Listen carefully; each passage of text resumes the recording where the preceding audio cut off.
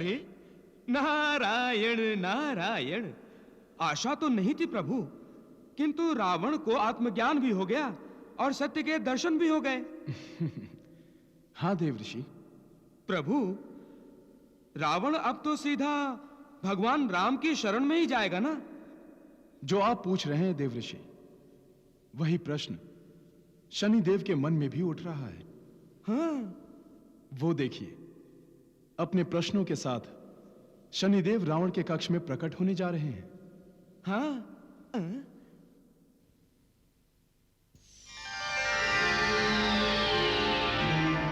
प्रणाम दशानन।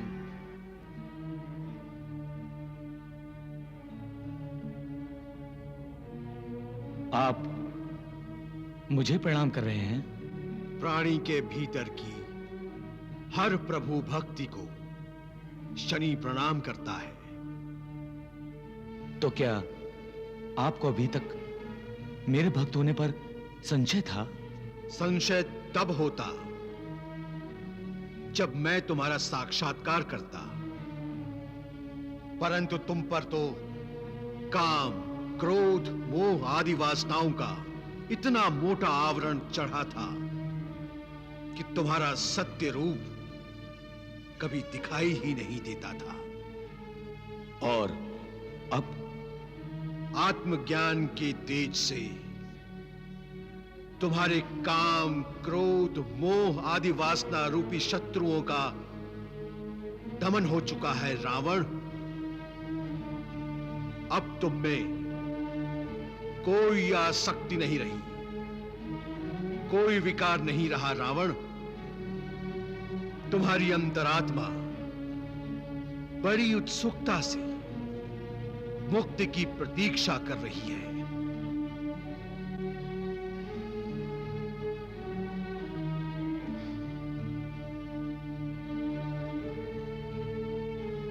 शनिदेव, उन अपराधों के लिए आप मुझे क्षमा कर दें। रावण, क्षमा तो उसी समय हो चुकी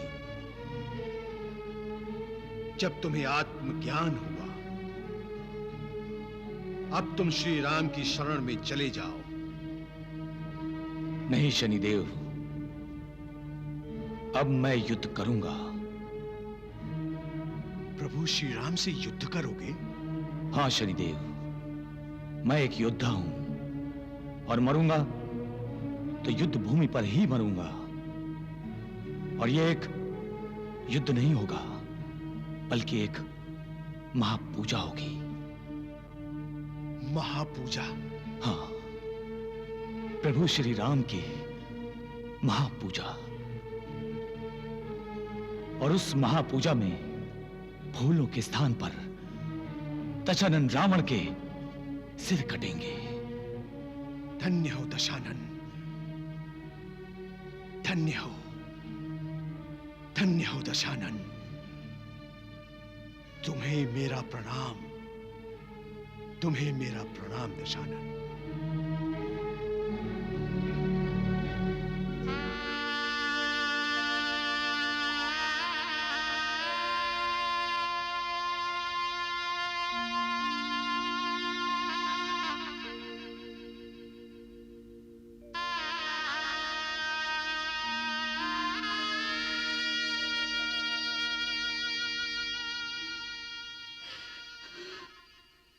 मंदोदरी, मैं युद्ध करने रणभूमि जा रहा हूं। मुझे शुभकामनाओं के साथ विदा करो।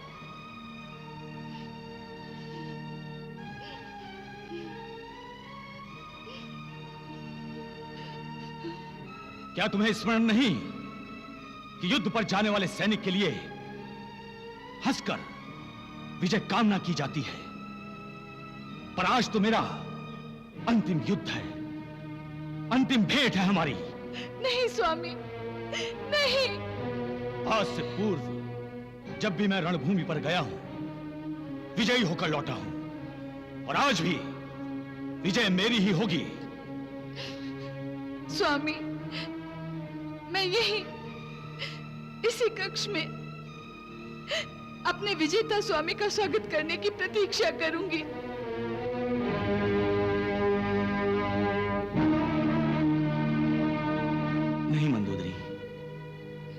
तुमने जी भर कर मेरा स्वागत किया है। अब नहीं। इस जन्म में हमारा संबंध समाप्त हुआ। नहीं स्वामी, नहीं। हाँ, किंतु मैं जान चुका हूं कि मेरे जीवन में तुम्हारा कितना महत्व है। मैं भगवान से प्रार्थना करूंगा कि अगले जन्म में भी तुम्हें ही मेरी पत्नी बनाए।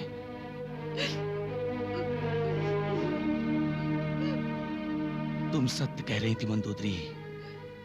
श्री राम प्रभु है, प्रभु है मंदोदरी, प्रभु है। और आज मैं उनसे मुक्ति पाने जा रहा हूं। नहीं, मैं मुक्ति पाने जा रहा हूं मंदोदरी। मुझे युद्ध पर जाने दो। नहीं स्वामी, मुझे जाने दो। मुझे विजय तिलक लगाओ मंदोदरी, मुझे विजय तिलक लगाओ।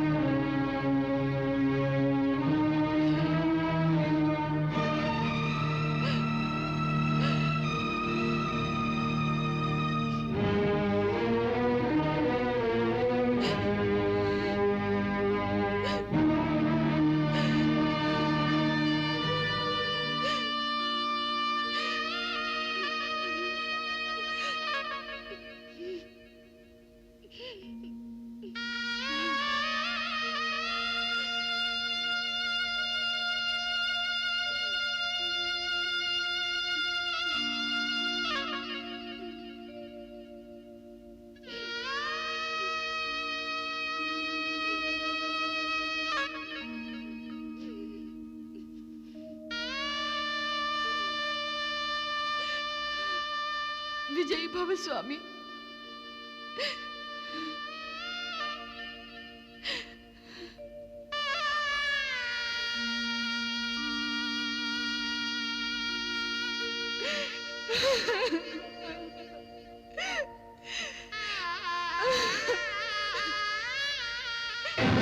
कहां है तुम्हारा राम?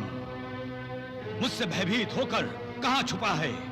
जिसका नाम लेने से ही भय भाग जाता है, वो तुमसे क्यों भयभीत होंगे? मैं पूछ रहा हूं, राम कहां है? बताओ, अन्यथा हम तुम्हारे प्राण हरण कर लेंगे। प्रभु की इच्छा के बिना तुम कुछ नहीं कर सकते रावण। श्री राम परमेश्वर है और परमेश्वर का साक्षात्कार सहज नहीं होता। सच्चे दिल से पुकारो, प्रभु श्री राम स्वयं दर्शन देंगे। प्रभु अपने भक्त को कभी निराश नहीं करते। राम राम राम, कहां हो तुम? कहां हो तुम? कहां हो तुम? नारायण नारायण। वाह, क्या व्याकुलता है, कितनी तड़प है रावण के हृदय में आपसे मिलने की प्रभु। मेरे सामने आओ। प्रभु, ये उलाहना है, आदेश है, धमकी है, क्या है ये? आपको स्मरण नहीं देवर्षि? रावण ने तो महादेव शिवशंकर पर भी अपने बल का प्रयोग किया था। कैलाश सहित उन्हें भी अपने बाहुबल से उठाने चला था। तो क्या आज भी कुछ ऐसा ही देखने को मिलेगा प्रभु? यदि तुम मेरे सामने नहीं आए तो मैं महाअस्त्र प्रकट करके पृथ्वीलोक ध्वस्त कर दूंगा।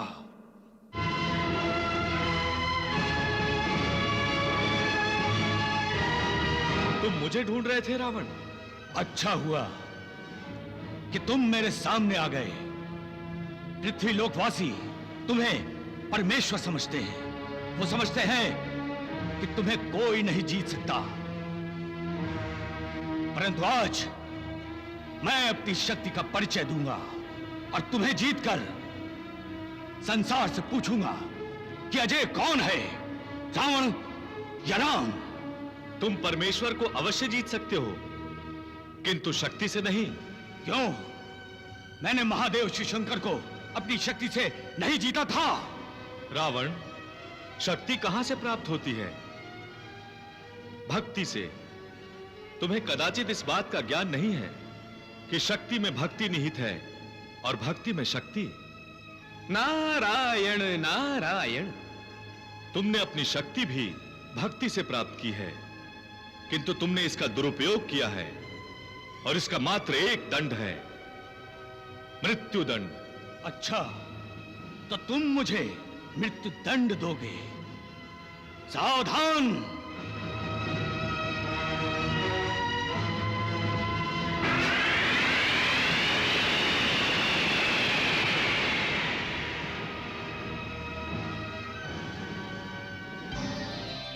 प्रभु, रावण ने तो श्री राम के चरणों में प्रणाम कर दिया। देखिए देखिए त्रिदेवो, कैसे प्रभु की प्रभुता को स्वीकार किया है रावण ने। नारायण नारायण।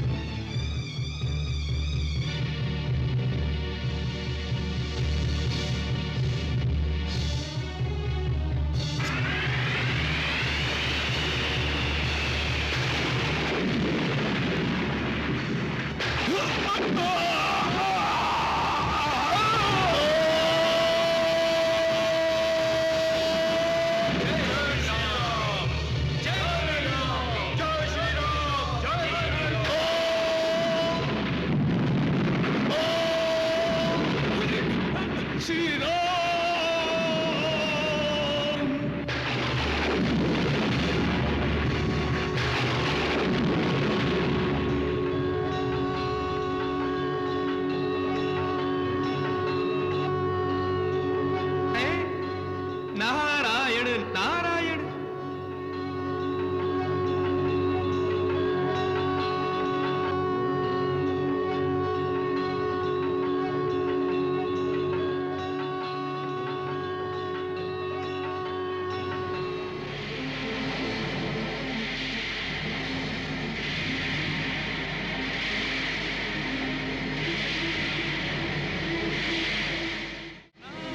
नारायण नारायण। अंततः दशानन रावण का इस युग का आवागमन समाप्त हो गया। वो तो होने ही वाला था देवर्षि, किंतु रावण के माध्यम से समस्त लोकवासियों को यह ज्ञान दिया गया है कि अटूट शक्ति प्राप्त करने के उपरांत भी यदि उस शक्ति का मर्यादित उपयोग और प्रयोग न किया जाए तो प्राणी का रावण के समान अधोपतन हो जाता है। प्रणाम भ्राताश्री। प्रणाम। तुम मेरी प्रतीक्षा कर रहे हो? हाँ भ्राताश्री, हमें विष्णु लोक जाना चाहिए। चलिए।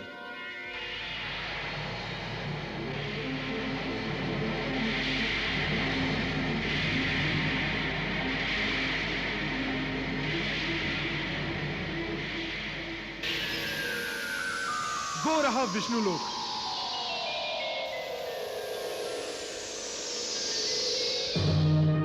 ये क्या हुआ? विष्णु लोक अदृश्य कैसे हो गया? मैं समझ गया कुंभकर्ण। हमें 3 योनि तक असुर बने रहने का श्राप था ना? हाँ भ्राताश्री।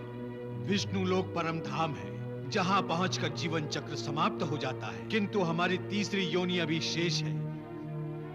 एक जन्म अभी और लेना है हमें। भगवान के हाथों से मृत्यु पाने वाला मोक्ष प्राप्त करता है।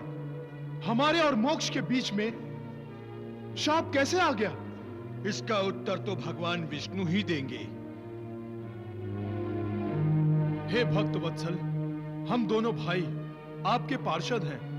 हम पर कृपा कीजिए। हमें दर्शन दीजिए प्रभु। हमें दर्शन दीजिए प्रभु।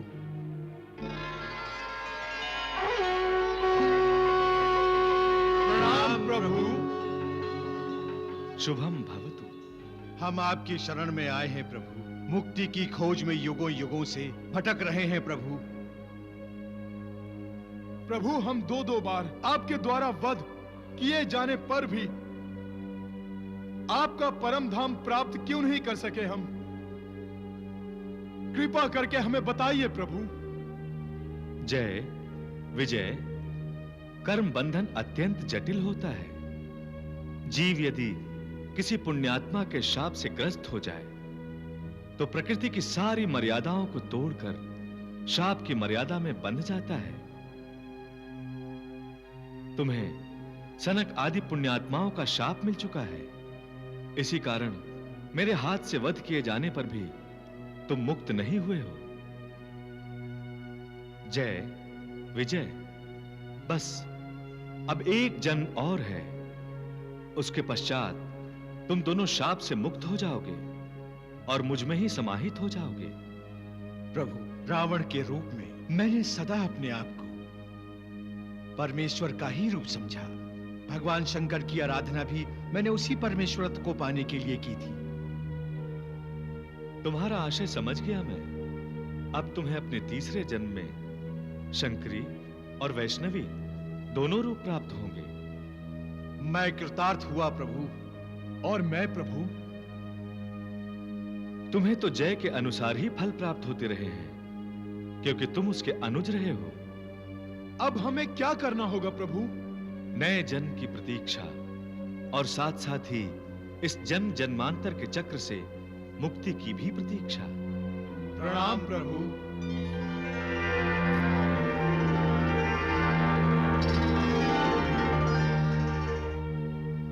प्रभु श्री रामचंद्र की जय। प्रभु श्री रामचंद्र की जय। महाराज विभीषण, अब आप लंका के अधिपति हैं। जाइए और दशानन की पत्नियों को सांत्वना दीजिए और दशानन का अंतिम संस्कार कीजिए। जो आज्ञा प्रभु। भैया, अब आप हनुमान जी को अशोक वाटिका भेज दीजिए। हाँ लक्ष्मण। हे पवन पुत्र, महाराज विभीषण की आज्ञा लेकर आप अशोक वाटिका में जाइए। सीता को पूर्ण समाचार सुनाकर यहां ले आइए। जो आज्ञा प्रभु।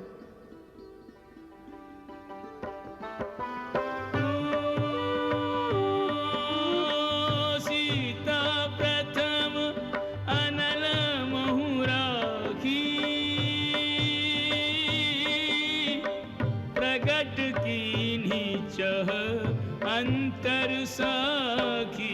राम सिया राम जय जय राम। राम सिया राम जय जय राम। नारायण नारायण। साधारण लोगों के लिए सीता की अग्नि परीक्षा हो रही है, परंतु श्री राम अपने भार्या सीता की प्रतिमा को अग्नि प्रवेश करा के वास्तविक सीता को अग्नि से बाहर ला रहे हैं। नारायण नारायण। पावक प्रबल देखी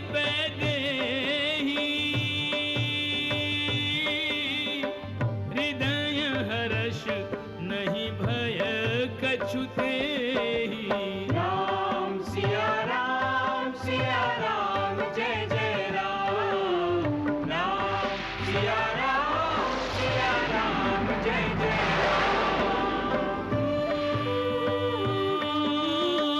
जो मन बच क्रम मम उर्माही तज रघुबीर आन गति नाही राम सिया राम जय जय राम सिया राम जय जय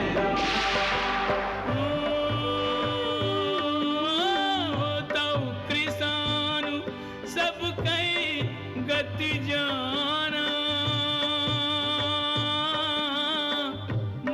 कहू हो श्रीखंड समाना राम सिया राम जय जय राम सीता मैया की जय, सीता मैया की जय, सीता मैया की जय।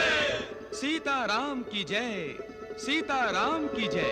सियावर रामचंद्र की जय, माता सीता की जय। श्री राम सियावर राम अयोध्या का राज्य अपने और अपने भाइयों के बेटों को सौंपकर स्वयं निज धाम चले गए। सियावर रामचंद्र की जय।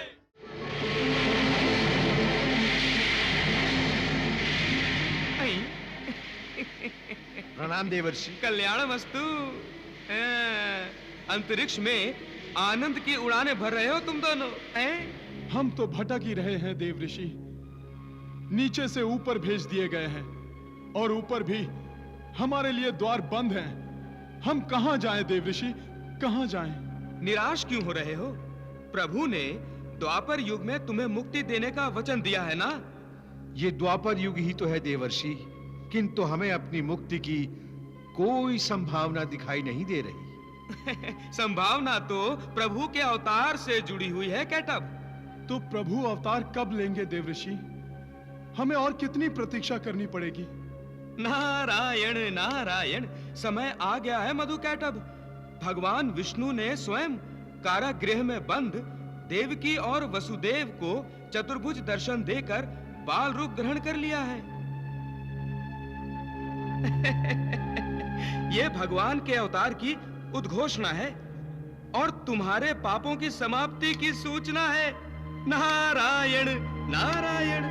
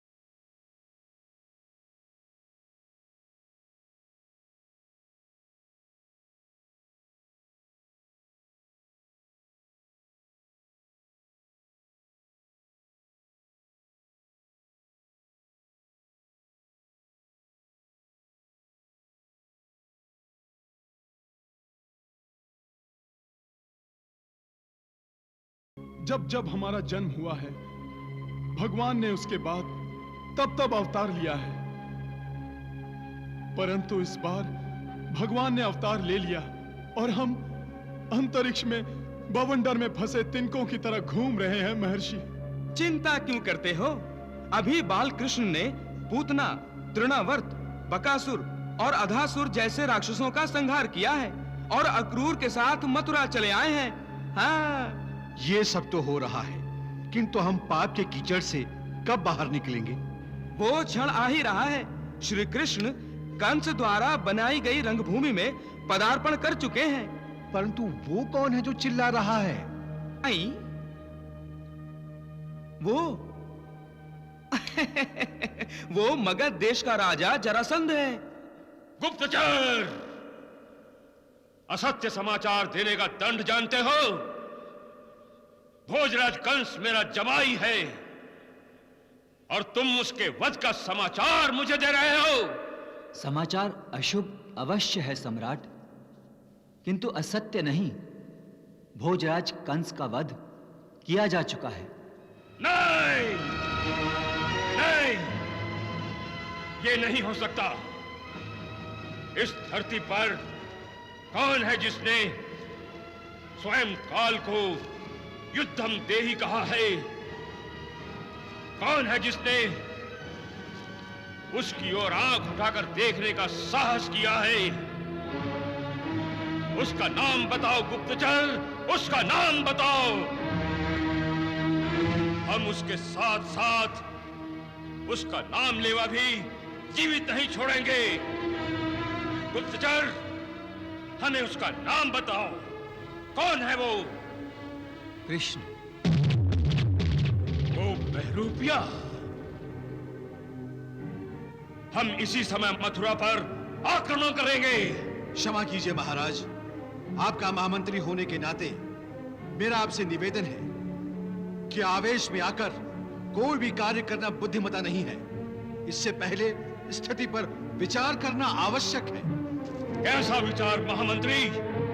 मेरी दोनों पुत्रियों अस्थि और प्राप्ति को उस कृष्ण ने विधवा बना दिया है और आप मुझे विचार करने की मंत्रणा दे रहे हैं। मैं आपकी पुत्रियों की दशा पर ही विचार करने को कह रहा हूं महाराज।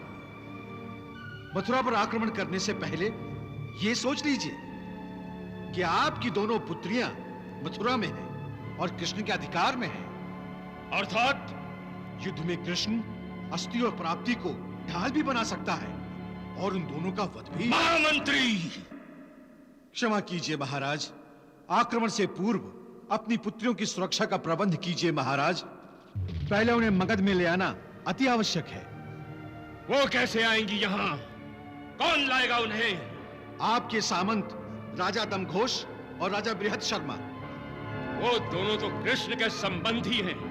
जी हाँ, वो दोनों कृष्ण के फूफा हैं। वो कृष्ण पर दबाव भी डाल सकते हैं और उसे समझा भी सकते हैं। और हमारे सामंत हैं, इसलिए हमारी आज्ञा का पालन करना उनका धर्म है। जी हाँ, उनकी आज्ञा का पालन करना कृष्ण का कर्तव्य है। आप ठीक कह रहे हैं। गुप्तचर, आज्ञा महाराज।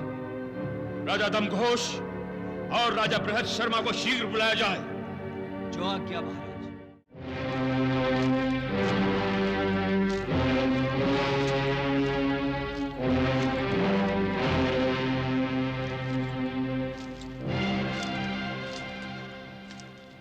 महारानी श्रुति देवा। प्रणाम स्वामी। आपके माथे की सिकुड़न बता रही है कि आप किसी चिंता में डूबी है महारानी। स्वामी, राजनीतिक समस्याएं तो हैं ही, किंतु आजकल पारिवारिक समस्याओं का बोझ भी बढ़ता जा रहा है। आप क्यों चिंता करती हैं महारानी? राजनीतिक समस्याओं का समाधान आप हम पर छोड़ दीजिए। महाराज जरासंध के पास जाने का अर्थ समस्याओं का समाधान नहीं, समस्याओं की गणना में वृद्धि हो सकता है। तो इस बात की जानकारी आप तक पहुंच गई कि जरासंध ने हमें बुलाया है। इसीलिए मैं चिंतित हूं। मथुरा में जो घटनाएं घटी हैं, उनका प्रत्यक्ष नहीं, अप्रत्यक्ष रूप से संबंध हम ही से है। कृष्ण ने और बलराम ने जरासंध की जमाई का वध किया है और उनकी दोनों बेटियां मथुरा में हैं। जरासंध को उनकी सुरक्षा की चिंता होगी। और उनकी बेटियों को विधवा बना देने वाले लोगों के प्रति द्वेष, नफरत और घृणा भी वो अवश्य ही प्रतिशोध की ज्वाला में जल रहा होगा महारानी। किंतु वो प्रतिशोध लेने के लिए अपनी दोनों बेटियों का जीवन दांव पर नहीं लगा सकता। तो क्या उसने हमें अस्थियों प्राप्ति को मथुरा से लिवा लाने के लिए बुलाया है? ऐसा ही जान पड़ता है। नहीं महारानी, नहीं, हम इस झमेले में नहीं पड़ना चाहते। तो क्या आप जरासंध से शत्रुता लेंगे? जरासंध की बात मानेंगे तो कृष्ण हमें अपना शत्रु समझने लगेगा। नहीं, वो ऐसा नहीं करेगा। वो मेरे भाई वासुदेव का पुत्र है, मेरे पति और अपने फूफा का अपमान वो कभी नहीं करेगा। आप केवल उससे मेरा ये संदेश कहिएगा। क्या? उसे कहिएगा कि उसकी बुआ श्रुति देवा ने उसकी बचपन की लीलाएं सुनी और देखी हैं। वो तो ये भी जानती है कि वृंदावन में उसे भगवान माना जाता है। फिर भगवान के होते हुए उसकी बुआ की गोद सूनी क्यों है? ऐसा कौन सा पाप किया है मैंने? हाँ महारानी, संतान न होने की भावना मनुष्य के जीवन में कभी-कभी निराशा भर देती है। मेरी बहन श्रुति और महाराजा दमघोष की हम जैसी ही व्यथा है स्वामी। हाँ सच, महाराज दमघोष को भी जरासंध ने बुलाया है। महाराज, आप मगध जा तो रहे हैं, मगर मेरा मन अस्थिर भी है और भयभीत भी। महारानी, हम जरासंध की कुटिल नीतियों से अनभिज्ञ नहीं हैं। हम जानते हैं वो बेहद शर्मा और मुझे मथुरा भेजने की सोच रहा है। इसीलिए मैं चिंतित हूँ। मैं नहीं चाहती कि मथुरा से हमारे संबंध बिगड़े। मगधराज जरासंध की बात अस्वीकार भी न कीजिए और कृष्ण से शत्रुता न लीजिए। पहले कृष्ण आपके भाई का पुत्र है और दूसरे साक्षात भगवान का अवतार है। सुना है, यदि कृष्ण भगवान का अवतार है तो उसे मेरी ओर से इतना अवश्य कहिएगा कि भगवान की कृपा अपने सगे संबंधियों पर नहीं होती क्या? मैं भगवान की बुआ होते हुए भी संतान से वंचित हूँ। मैं क्यों अभी तक माँ नहीं बन सकी? श्रुति, भगवान के घर देर है, अंधेर नहीं। हमारी संतान होगी, अवश्य होगी। अच्छा, तो हम चलते हैं। शीघ्र लौटिएगा। मथुरा का समाचार सुनने को मन उत्सुक रहेगा।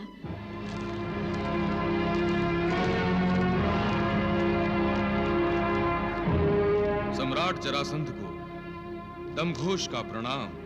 सम्राट जरासंध को वृहद शर्मा का प्रणाम।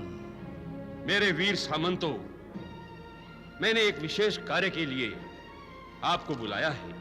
आज्ञा कीजिए महाराज। यह अशुभ समाचार आपको मिल गया होगा कि दुष्ट कृष्ण ने मेरे जमाई महाराज कंस का वध करके मेरी पुत्रियों को विधवा बना दिया है। हमें यह जानकर बहुत दुख हुआ सम्राट। हाँ महाराज, इस समय वो कुटिल कृष्ण मथुरा पर अधिकार जमाए हुए हैं। मेरी अस्थि और प्राप्ति दोनों पुत्रियां मथुरा में हैं। आप दोनों कृष्ण के संबंधी हैं। आप मेरी पुत्रियों को सुरक्षा पूर्वक मगध ला सकते हैं। हम आपकी आज्ञा का पालन करेंगे सम्राट। यदि हमारी आज्ञा का पालन करने में कोई विरोध उत्पन्न हो तो? विरोध होने की संभावना ही नहीं है सम्राट। मैं जानता हूं कृष्ण ने जो भूल की है वो उसे दोहराएगा नहीं, क्योंकि वो जरासंध की शक्ति से अनभिज्ञ नहीं है। फिर भी यदि कृष्ण ने विरोध किया तो हमारी आज्ञा है कि उसे राज्य सभा में बंदी बनाकर उपस्थित किया जाए। जो आज्ञा महाराज।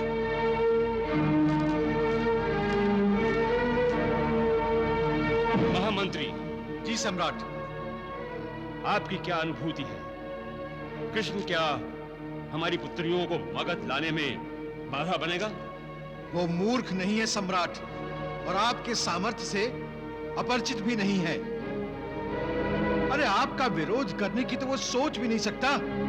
आपके सम्मुख अभी तो वो बच्चा ही है।